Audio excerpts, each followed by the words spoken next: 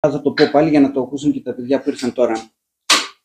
Ένα από τα καλύτερα θέματα που μου αρέσει εμένα να μιλάω για την Ορθόδοξη Χριστιανική Κατήχηση είναι για την πρόνοια του Θεού. Πάνω στην πρόνοια του Θεού, όταν κάποιος χριστιανός αποκτήσει επίγνωση, ξεπερνάει όλους τους φόβους της ζωής. Όχι μόνο τους φόβους, αλλά αντιμετωπίζει και κάθε πρόβλημα πάρα πολύ διαφορετικά. Γιατί στο μάθημα αυτό της πρόνοιας του Θεού μαθαίνουμε και το πιστεύουμε και το βλέπουμε μετά, γιατί στην αρχή μόνο το πιστεύουμε, αλλά μετέπειτα το ζούμε καθημερινά, ότι ο Θεός ό,τι επιτρέπει να μας συμβεί, ό,τι επιτρέπει να γίνει για μας, ακόμη και χωρίς εμάς, αν γίνει κάτι για μας χωρίς εμάς, πάντα είναι προς το συμφέρον μας. Πάντα αυτό που θα γίνει ή αυτό που θα πάθουμε, αυτό που θα μας συμβεί, είναι ωφέλιμο για μας. Ακόμη και τα δυσάρεστα γεγονότα είναι πάντοτε ωφέλιμα και πάντοτε αυτά μας συμφέρουν, μας ανήκουν, μας αξίζουν. Γιατί λένε οι Άγιοι ότι εμάς όχι μόνο μας ωφελούν οι πειρασμοί, αλλά τους έχουμε και ανάγκη. Χωρίς τα προβλήματα, χωρίς τους πειρασμούς, δεν μπορούμε να σωθούμε. Αναφέρεστε στο φόβο που λέγαμε πριν ή γενικά? Και για τον φόβο, δεν μπορούμε να τον ξεπεράσουμε τον φόβο, αλλά δεν μπορούμε να σωθούμε, είπα τώρα. Χωρίς αυτό. Αν δεν έχουμε καθαρή, δυνατή πίστη στην πρόνοια του Θεού, δεν μπορούμε να κάνουμε τίποτα σαν χριστιανοί. Πάντα θα κουτσένουμε και δεν πρόκειται όχι μόνο να προκόψουμε, δεν πρόκειται να δούμε και άσπρη μέρα. Θα είμαστε και δυστυχισμένοι και θα έχουμε συνέχεια το άγχος, τον φόβο, γιατί αυτό το πράγμα να το πάθω εγώ, γιατί αυτό να συμβεί σε μένα, γιατί έγινε αυτό, γιατί έπαθα εκείνο, γιατί δεν έχω λεφτά, γιατί δεν έχω γυναίκα, γιατί δεν έχω παιδιά, γιατί δεν έχω δουλειά. Σε κάθε τι θα λέμε πάντοτε γιατί. Ή δεν μπορώ να είμαι ευτυχισμένος γιατί μου λείπει αυτό. Δεν είμαι ευτυχισμένος γιατί δεν έχω αυτό.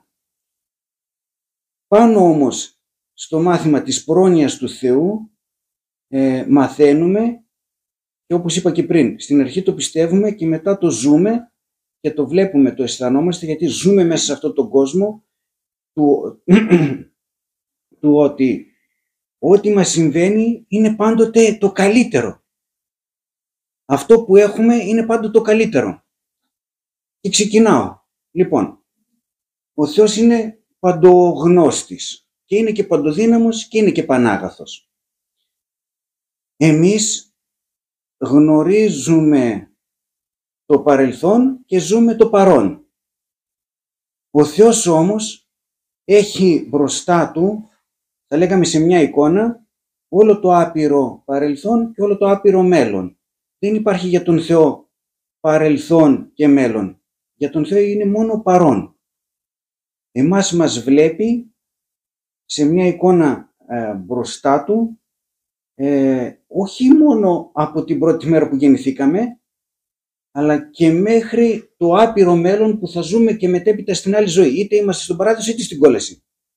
Μας βλέπει όλους τους ανθρώπους ξεχωριστά από την πρώτη στιγμή που έγινε η σύλληψη, όχι που γεννηθήκαμε, από τη στιγμή που έγινε η σύλληψη από τους γονείς μας, και μας βλέπει τις αποφάσεις, τις διαθέσεις, την προαίρεσή μας, τις επιλογές που κάνουμε, το τι αγαπάμε, το τι μισούμε, το τι θέλουμε, το τι μας συμφέρει, και επειδή αυτό είναι τώρα η παντογνωσία του Θεού. Αυτό σημαίνει ότι είναι παντογνώστης ο Θεός. Γιατί για τον Θεό βλέπει όλους τους ανθρώπους ταυτόχρονα για όλη την άπειρη ζωή που θα έχουμε. Γιατί εμείς είμαστε και αθάνατοι.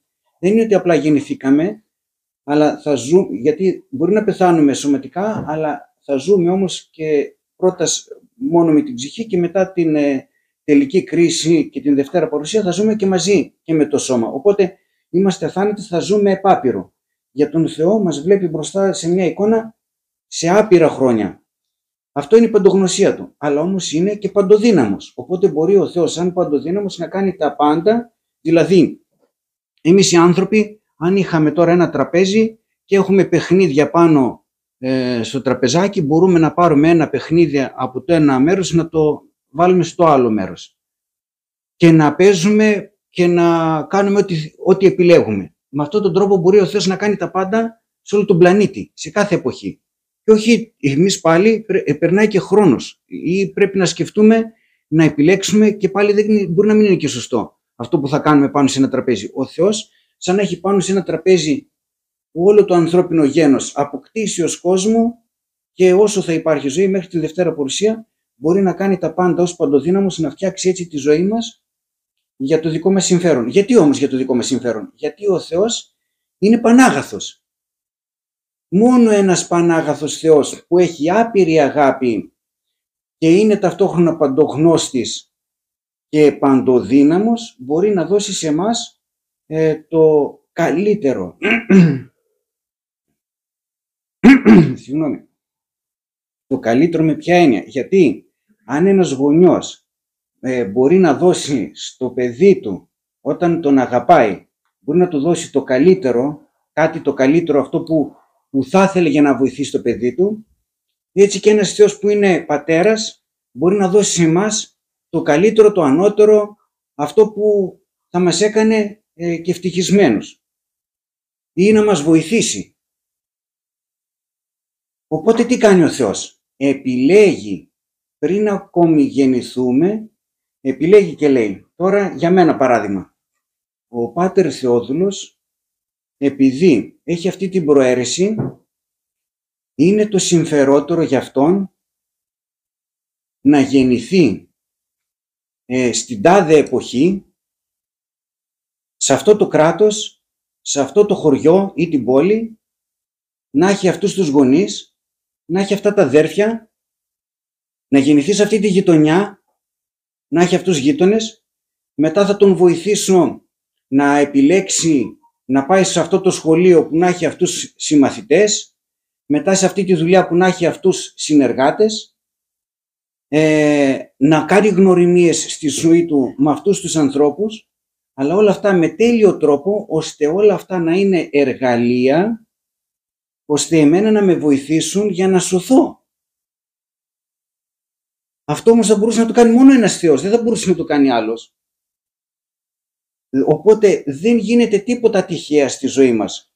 Κάποιος γνωρίζει μια γυναίκα και παντρεύεται και μετά λέει, καλά, λέει, πού τη βρήκα αυτή τη γυναίκα? Δεν μπορούσα να μην την είχα γνωρίσει ή να μην την παντρευόμουν γιατί μου μαύρισε τη ζωή, παράδειγμα. Το αντίθετο όμως μπορεί να πει και μια γυναίκα για έναν άντρα. Ναι, αλλά ξέρει ο Θεός ότι εσύ άντρα ή εσύ γυναίκα, ότι αυτός ο σύζυγος ή η σύζυγος θα σε βοηθήσει για να πας στον παράδεισο. Και αυτή είναι η μαύρη ζωή, σε παρένθεση, που σου κάνει η γυναίκα, ο άντρας ή η γυναίκα, δεν είναι μαύρη στα μάτια του Θεού, είναι μαύρη σε σένα που δεν ζεις πνευματικά ή που δεν γνωρίζεις την πρόνοια του Θεού.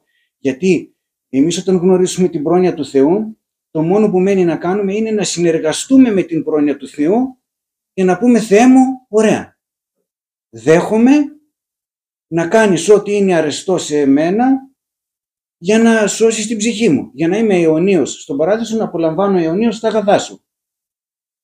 Αυτό το πράγμα πρέπει να κάνουμε εμείς, αλλά δεν μπορούμε να το κάνουμε αν δεν γνωρίζουμε αυτό το μάθημα που έχει να κάνει με την πρόνοια του Θεού. Θα πρέπει, εγώ το λέω πολλές φορές αυτό το θέμα, πρόνοια Θεού, ο Θεός, το λέω συνέχεια. Κάποιοι μπορεί να λένε, καλά, μας έχεις ζαλίσει συνέχεια ο Θεός, η πρόνοια του Θεού. Ναι, αλλά επειδή αισθάνομαι ότι οι περισσότεροι άνθρωποι θέλουν ξανά επανάληψη για να το κατανοήσουν, να το εμπεδώσουν και να το γνωρίσουν καλά αυτό που έχει να κάνει με την πρόνοια του Θεού.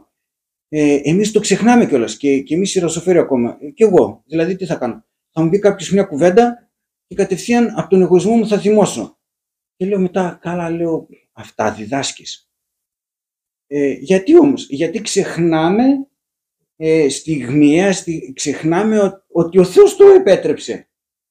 Αφού είπαμε πριν ότι τα επιτρέπει ο Θεός όλα για το συμφέρον. Δηλαδή, ωραία, αν κάποιος τώρα μου κάνει κακό, με βλάψει, θα πρέπει να πιστεύω ότι ο Θεός επέτρεψε αυτό να γίνει γιατί με συμφέρει. Όπως εγώ κάνω αμαρτίες, επέτρεψε ο Θεός μια αδικία για να συγχωρηθούν και οι αμαρτίες μου, αλλά για να σωθώ κιόλας. Γιατί αυτό με βοηθάει, με ωφελεί, με χρειάζεται. Γιατί σε μένα. Γιατί έχουμε υπερηφάνεια. Γι' αυτό λέμε γιατί σε μένα. Αν δεν είχαμε υπερηφάνεια, θα λέγαμε και χειρότερα μου αξίζει. Και θα το πιστεύουμε. Όχι απλά γιατί σε μένα, θα λέγαμε γιατί σε μένα μόνο τόσο μικρός πειρασμός. Κανονικά μου αξίζει μεγαλύτερος πειρασμός. Έτσι θα πρέπει να λέμε. Και πάλι αυτό μέσα από την γνώση της πρόνοιας του Θεού μπορούμε να φτάσουμε να το πιστεύουμε και να το λέμε. Ναι, αλλά σε αυτό που λέτε δεν μπορούμε να πούμε ότι πήγα, διάλεξα το συγκεκριμένο γιατί πήγα γυρεύοντας, κοίταξα κάτι άλλο, δηλαδή ότι έχω μερίδα ευθύνης κι εγώ. Ναι, ο Θεός τα επιτρέπει όλα, αλλά φταίω κι εγώ δηλαδή από μόνη δεν είναι ότι φταίς εσύ ή εγώ. Έχει να κάνει με την προαίρεσή μας. Πρόσεξε κάτι. Κάποιοι άνθρωποι προσπαθούν να γνωρίσουν έναν άντρα ή μια γυναίκα γιατί τον ερωτεύονται από την πρώτη ματιά και σου λέει πώς θα μπορούσα να γνωρίσω αυτή τη γυναίκα και να κάνω μια σχέση. Ενώ προσπαθούν, δεν πετυχαίνει τίποτα. Ενώ τέλος πάντων κάποιος μπορεί να έχει και υγεία και ομορφιά, για άντρα μιλάω, και χρήματα και να είναι μια γυναίκα τώρα και αυτή είναι η γυναίκα να μην του δίνει ούτε μια ματιά. Και να λέει αυτός, καλά λέει, εγώ ρίχνω, όλες τις γυναίκες τις ρίχνουν με το παραμικρό και αυτήν δεν μπορώ. Ναι, αλλά ο Θεός το επιτρέπει αυτό γιατί δεν είναι για την προαίρεσή του αυτή η γυναίκα. Αν είναι μια άλλη γυναίκα που είναι για την προαίρεσή του, θα την βάλει ο Θεός μπροστά του χωρίς να το καταλάβει. Κάθε τι που θα συμβεί όμως, είτε εμπόδιο είτε καλό, πάλι έχει να κάνει με την προαίρεση. Μπορεί μερικές φορές ο διάβολος να χρησιμοποιεί έναν άντρα ή μια γυναίκα για να μας βάλει να κάνουμε μια λάθος σχέση και το μόνο που να κάνουμε να είναι αμαρτίες. Αυτό όμως ο Θεός θα βρει έναν τρόπο να το εμποδίσει ώστε να γλιτώσουμε από την παγίδα αυτή του διαβόλου.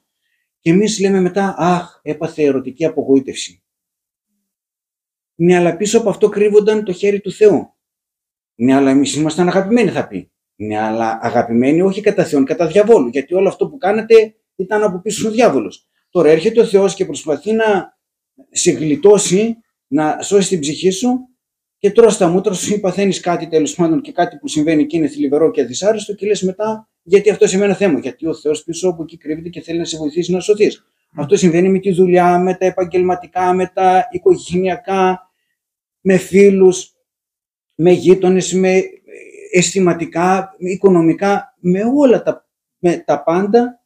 Σημαίνει γιατί ο Θεός βλέποντας την δική μας προαίρεση, γιατί αν εγώ έχω κακή προαίρεση, λέει ο Θεός, άστον να φάει τα μούτρα του. Αφού δεν ταπεινώνεται, ας φάει τα μούτρα του.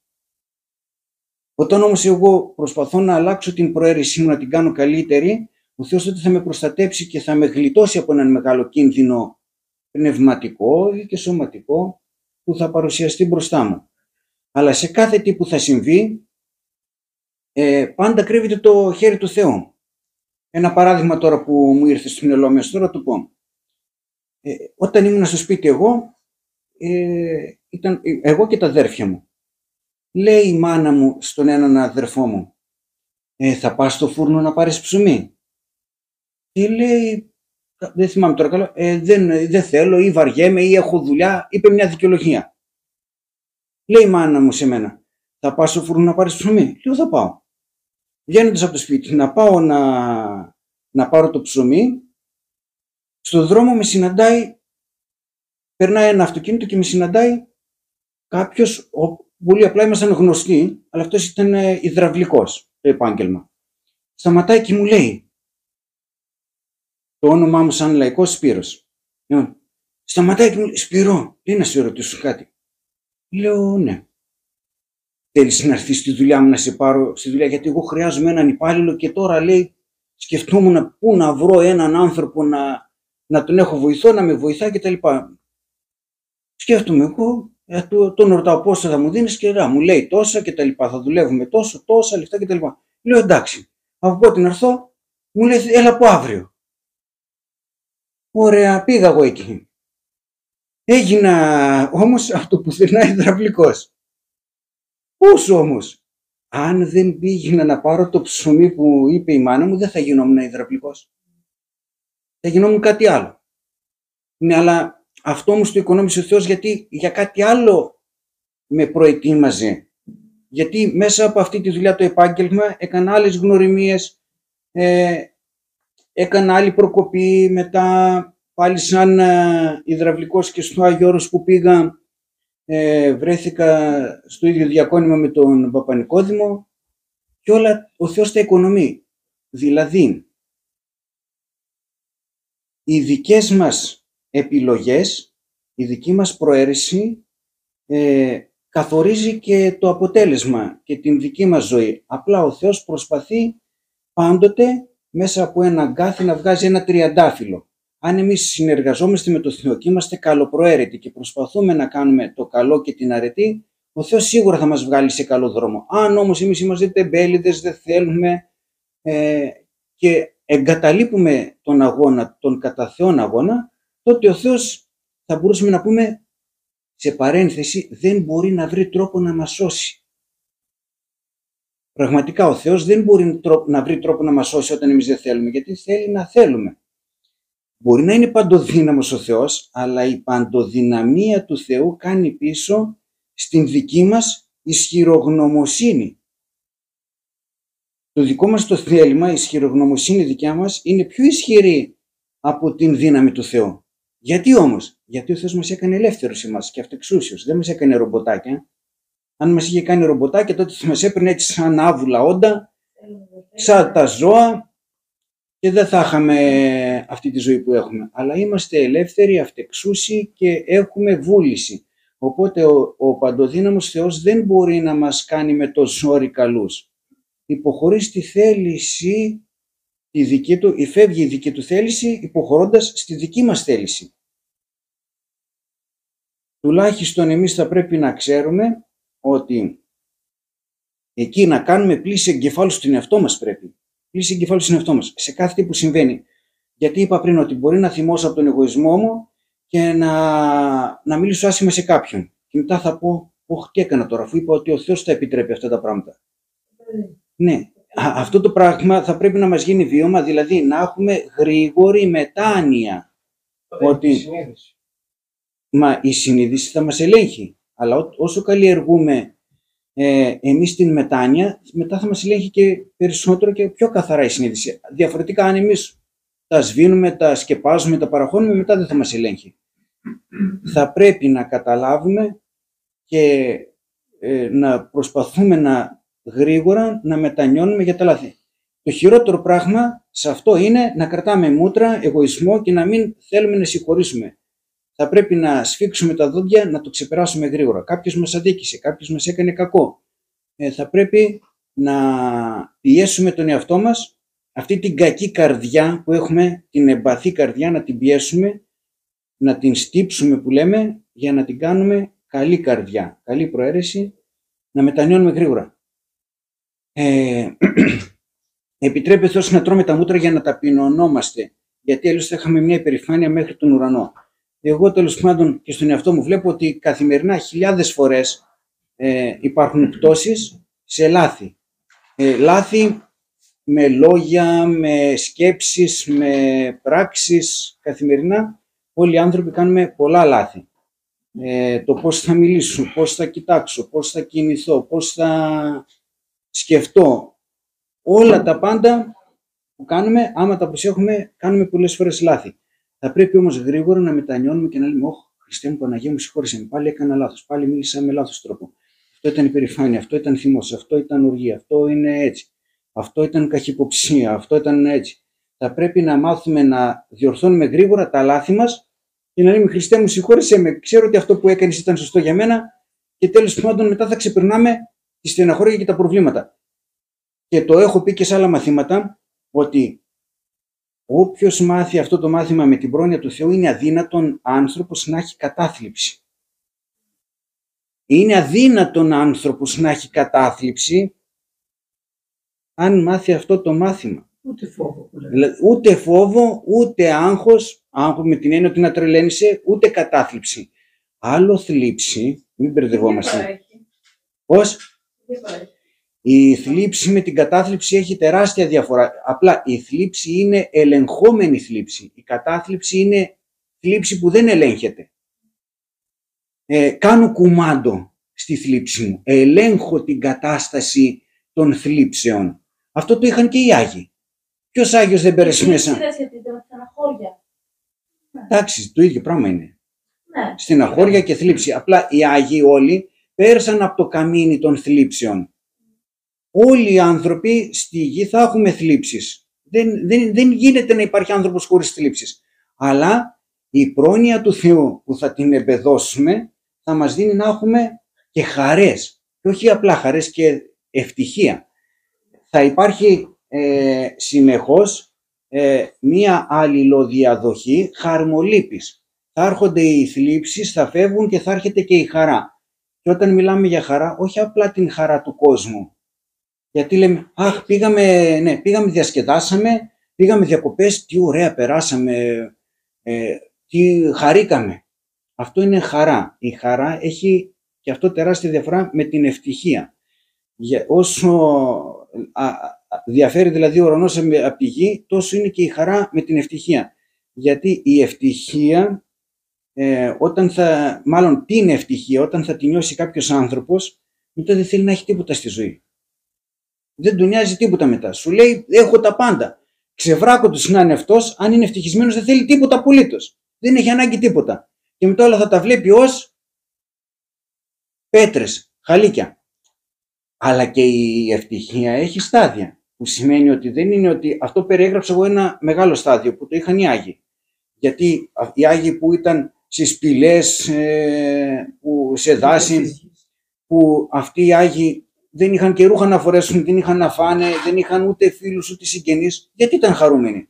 Γιατί πολύ απλά είχαν φτάσει στο επάνω άκρο της αρετής, της ευτυχίας που αισθανόταν. Αλλά εμείς μπορούμε να ξεκινήσουμε από τα χαμηλά στρώματα της ευτυχίας, που μπορούμε να έχουμε την χαρά και την ευτυχία μέσα μας και σιγά σιγά να την αυξάνουμε και όλα αυτά που μας συμβαίνουν στη ζωή να τα χρησιμοποιούμε και απλά να μην είμαστε δοσμένοι και κολλημένοι στα υλικά αγαθά και να μην επιδιώκουμε τις υλικές σωματικές ειδονές. Η ευτυχία δεν περιγράφεται, δεν υπάρχουν λέξεις και λόγια να περιγράψουμε το πώς είναι ευτυχία. Θα πρέπει κάποιος να το ζήσει. Είναι, δηλαδή, ένα απλό παράδειγμα, να πολλαπλασιάσουμε επί 1.000.000 μια χαρούμενη στιγμή. Πολλαπλασίασέ το επί 1.000.000. Αυτό και να το αισθάνεσαι αυτό μέσα σου. Αυτό είναι ευτυχία. Το ότι η χαρά έρχεται και φεύγει και είναι εξωτερική. Η χαρά είναι κάτι το εξωτερικό. Η ευτυχία είναι εσωτερικά, μέσα στην καρδιά. Δεν το αισθάνεσαι με το νου, ούτε με το συναίσθημα. Την ευτυχία την αισθάνεσαι με την καρδιά. Αυτή είναι η διαφορά. Ενώ την χαρά την αισθάνεσαι με το συναίσθημα. Είναι έξω από την καρδιά η χαρά. Ενώ η ευτυχία είναι μέσα στην καρδιά. Το ίδιο συμβαίνει και με άλλα πράγματα. Αλλά να μην αλλάξω θέμα, γιατί μπορούσα να πω και με την αγάπη. Την αγάπη, άλλο αγάπη έξω από την καρδιά και άλλο αγάπη μέσα στην καρδιά. Αλλά είναι άλλη συζήτηση, ναι.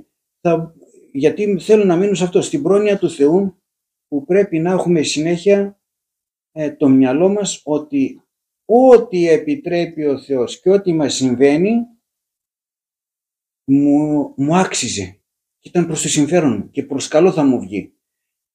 Μου κλέψαν, μ' αδικήσαν, μου άξιζε. Ήταν προς το συμφέρον μου. Δόξα τω Θεώ. Δεν μπορώ να καταφέρω κάτι. Μήπως τελικά ο Θεός δεν θέλει να κάνω αυτό το πράγμα και θέλει κάτι άλλο. Θέλω να πάρω αυτοκίνητο. Κάτσε να δω. Βγαίνει, Δεν βγαίνει. Γίνεται, Θεέ μου, βοήθησέ με. Αν το πάρω χωρίς πολλή προσπάθεια, ήταν θέλημα Θεού. Αν πάω και βάζω προσπάθεια και δεν μπορώ να το κάνω και συνέχιζε πειρασμούς, λέω κάτσε καλύτερα, θα αφήσω λίγο ή θα δοκιμάσω άλλη φορά ή με άλλο τρόπο. Γιατί όταν βάζουμε και πολλή προσπάθεια, τρώμε τα μούτρα μας και εκεί χάνουμε την χαρά και την ευτυχία και πέφτουμε σε κατάθλιψη.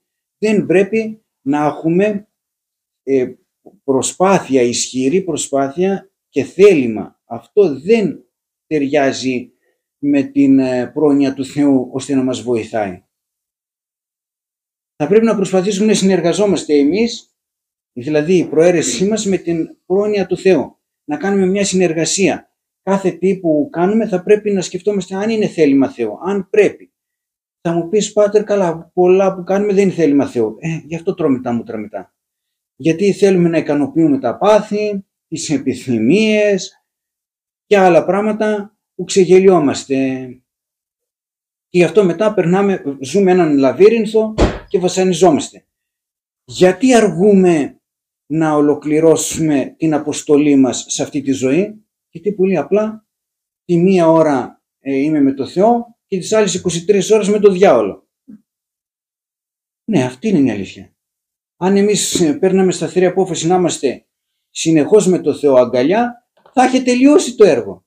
Μπαμ, σε ένα μήνα θα είχαμε τελειώσει και έλεγε ο Θεός, ωραία, αυτός ο άνθρωπος είναι έτοιμος τώρα να τον πάρω στον παράδεισο να ζει αιωνίως μαζί μου. Αφού εμείς συνέχεια η προαίρεσή μας πότε κλείνει στο καλό, πότε στο κακό. Αλλά στο κακό κλείνει περισσότερο από το καλό. Γιατί δεν θέλουμε να γίνουμε καλύτεροι. Και η αρχή το να γίνουμε καλύτεροι είναι οι λογισμοί. Οι λογισμοί μας φτιάχνουν. Γιατί είναι άλλο μάθημα αυτό με τους λογισμούς, το πώς θα πρέπει να μάθουμε να χειριζόμαστε τους λογισμούς. Και την ύψη, γιατί υπάρχει και η ύψη που είναι αρετή. Και οι λογισμοί όλοι είναι το α και το ω και αυτό στην πνευματική ζωή μας. Θέλω να ρωτήσω κάτι πρώτο πάνω στους λογισμούς. Άρα είναι σωστό ότι καμιά φορά σκέφτομαι, ας πούμε, βγήκε τώρα ένα πρόστιμο, το οποίο κάτι δεν το έκανε ο λογιστής έγκαιρα και μου βγήκε κάποιο πρόστιμο. Και λέω, ας πούμε, στον εαυτό μου, κάτι δεν έκανα καλά, δεν διαχειρίστηκα, λέω σωστά. Και μου βγήκε όλο το πρόστιμο, λέω, και πρέπει να το πληρώσω. Έτσι δεν πηγαίνει. Ας πούμε, έχουμε ένα πρόστιμο. Έχουμε ένα πρόστιμο. Μπορούμε να πούμε, π.χ. επειδή δεν δίνω ελεημοσύνη, την πάτησα έτσι, π.χ. Ή γιατί εγώ κάποιον αδίκησα. Ή στη ζωή μου έχω κλέψει. Ή έκανα κάποια ζημιά σε κάποιον άλλον.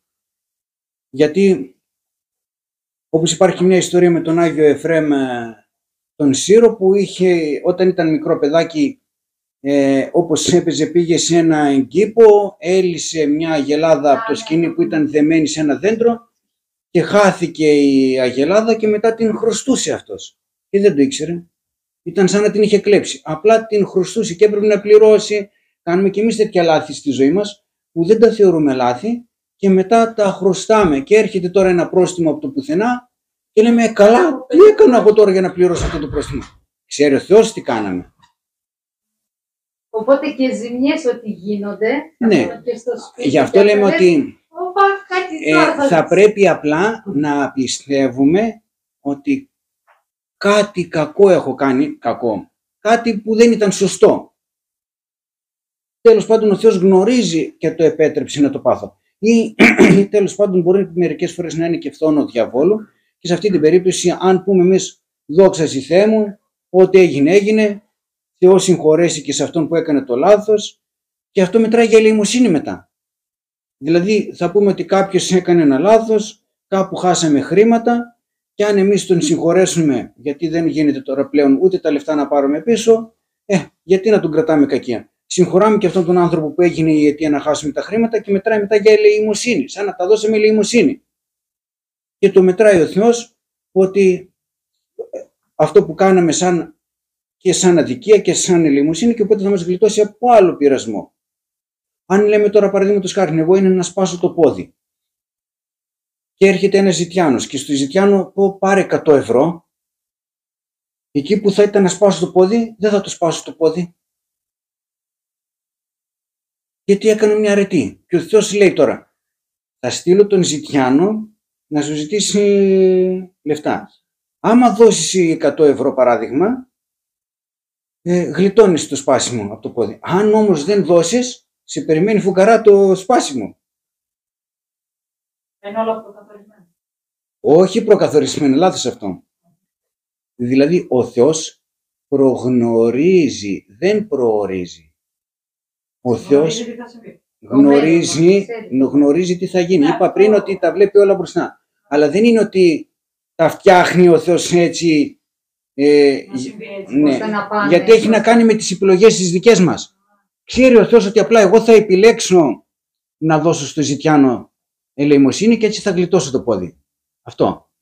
Ή αλλιώς θα ήξερε ο Θεός ότι εγώ δεν θα δώσω λεφτά, οπότε θα σπάσω το πόδι. Γιατί όμως, γιατί έχει να κάνει με την δική μου προαίρεση που ο Θεός οικονομεί τα πράγματα έτσι ώστε να με σώσει. Απλά ο Θεός το προγνωρίζει και επιτρέπει να γίνονται όλα αυτά για να με σώσει.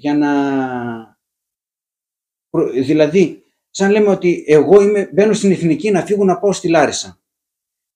Και μόλις φτάνω στα πρώτα διόδια, παίρνω την πρώτη έξοδο. Μπαίνω στα χωράφια. Και λέει ο Θεός, Πάτερ Θεόδουλε, πού πας, πού πας. Ξαφνικά τι κάνει ο Θεός. Μέσα εκεί στο χωράφι που είμαι, σαν λέμε αυτομάτως κατασκευάζει μια άσφαλτο, έναν καλό δρόμο, που αυτόν τον ξαναρίχνει πάλι μέσα στην Εθνική. Εγώ εκεί που παιδεύομαι, παλεύω μέσα στα χωράφια, που πέφτω πάνω στην άσφαλτο, 10, 50, 100 μέτρα, πάλι στην Εθνική. Πάρε πάλι στην Εθνική εγώ. Χωρίς να καταλάβω. Ναι, αλλά το έκανε ο Θεός. Οδηγώ εγώ εκεί, μετά από 2, 5, 10 χιλιόμετρα, ξαναβγαίνω έξω από την Εθνική, στα χωράφια εγώ. Γιατί το κεφάλι μου. Δεν θέλω να είμαι στην Βασιλική Οδό. Να πάω γρήγορα στον προορισμό μου, να ενωθώ με τον Θεό. Βγαίνω στα χωράφια, ο Θεός πάλι θα βάλει έναν άνθρωπο να με βοηθήσει, θα φέρει έτσι τις συνθήκες, τις καταστάσεις, ώστε ξαφνικά, όπως λέμε ως διαμαγείας, ξανά πάλι αυτόν τον δρόμο που είμαι εγώ μέσα στο χωματόδρομο και στο χωράφι να φτιάξει μια άσφαλτο, να με ρίξει πάλι μέσα στην Εθνική. Και αυτό το πράγμα το κάνει ο Θεός κάθε μέρα μαζί μας. Εμείς δηλαδή κάθε μέρα βγαίνουμε από την Εθνική και ο Θεός κάθε μέρα μας βάζει πάλι στην Εθνική. Και εμείς αγανακτούμε. Πω, τι πειρασμός, τι είναι αυτό το πράγμα, να πάρε ευχή και σε μένα το βρήκε αυτό το πράγμα. Ναι, αλλά ο Θεός προσπαθεί να μας βάλει στην Εθνική. Και εμείς τι λέμε, καλά σε μένα αυτό το πράγμα. Και εμείς πάλι ξαναναβγούμε στα χωράφια. Αυτό κάνουμε μια ζωή. Και εκεί φαίνεται μετά η προαίρεσή μας, γιατί ο Θεός μια ζωή εργάζεται προσπαθώντας να μας σώσει και εμείς μια ζωή πολεμάμε τον Θεό για να χάσουμε την ψυχή μας. Αυτό κάνουμε. Αλλά τουλάχιστον με την πρόνοια του Θεού θα μάθουμε να βλέπουμε αλλιώς τα πράγματα στη ζωή μας. Γιατί ακόμη και όταν θα μάθουμε θεωρητικά, μένει μετά να το κάνουμε και πράκτος. Δεν σημαίνει ότι επειδή το έμαθες έγινες κι Άγιος, μετά είναι το να εργαστείς και να πεις ωραία, τα δέχομαι, προσπαθώ, εργάζομαι, την αρετή, τηρώ τις εντολές για να φτάσω στο σημείο μετά να σώσω την ψυχή μου. Αλλά τουλάχιστον όταν κάνω μια αμαρτία τώρα, μετά γρήγορα μετανιώνω. Είναι αυτός που δεν ξέρει την πρόνοια του Θεού, πότε να μετανιώσει και πότε να καταλάβει τα λάθη που κάνει. Άντε...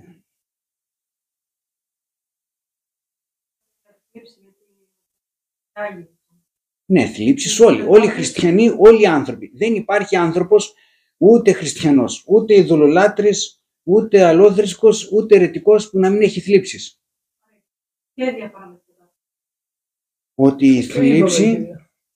Ότι η θλίψη θα είναι υπό έλεγχο. Οι Άγιοι δεν είχαν ποτέ κατάθλιψη, είχαν μόνο θλίψη. Ακριβώς. Οι Άγιοι δεν είχαν ποτέ κατάθλιψη. Γι' αυτό είπα ότι εμείς οι χριστιανοί, αν θα μάθουμε το μάθημα της πρόνοιας του Θεού, θα φύγει η κατάθλιψη και δεν θα μας ενοχλήσει ποτέ ξανά. Γιατί δεν ξέρουμε την πρόνοια του Θεού. Οι θλίψεις στους Αγίους μετατρέπεται σε χαρά, ενώ η θλίψη στους αμαρτωλούς που δεν γνωρίζουν τη Θεία Πρόνοια μετατρέπεται σε κατάθλιψη. Κατάθλιψη πώς θα είναι. Και αν τη γνωρίζουν και δεν τους πετυχαίνει πάντα. Δηλαδή, από λίγο θα τους ξεφύγει κάτι. Η θλίψη είναι και ένας τρόπος για να προσευχηθείς. Συγγνώμη, άκουσε με λίγο. Ο Θεός εργάζεται με αυτόν τον τρόπο την σωτηρία αυτού του ανθρώπου που έχει κατάθλιψη. Γιατί βλέπει με την προαίρεσή του ότι αλλιώς δεν θα συνεργαζόταν αυτός ο άνθρωπος. Άρα γυρίζουμε πάλι στο ότι επιτρέπει. Αυτό. Επιτρέπει έστω με αυτόν τον άσχημο τρόπο να σωθεί. Γιατί δεν το επιτρέπει στον άλλον όμως? Γιατί από μικρή ηλικία αυτό, σε αυτόν που το επιτρέπει, καμιά βίδα δεν πήγε καλά. Δηλαδή, αν τώρα μια ψυχή αρκινέα από μικρή ηλικία όλο σκέφτεται κακύποπτα, όλο λογισμούς και σκέψεις κτλ. Και όλο, και τι θα κάνει τότε, θα μεγαλώσει. Τα αίτια είναι σε εμάς. Αυτό λέμε επιτρέπει. Άρα Ο Θεός προσπάθησε από μικρή ηλικία αυτόν τον άνθρωπο να τον βάλει στην εθνική και αυτός βγαίνει κάθε μέρα από την εθνική.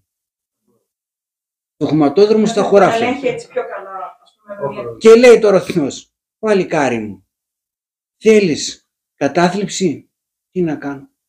Αφού εκεί επιμένεις, χωματόδρομο, άντε χωματόδρομο, και στα χωράφια. Δεν τους τι έκανε.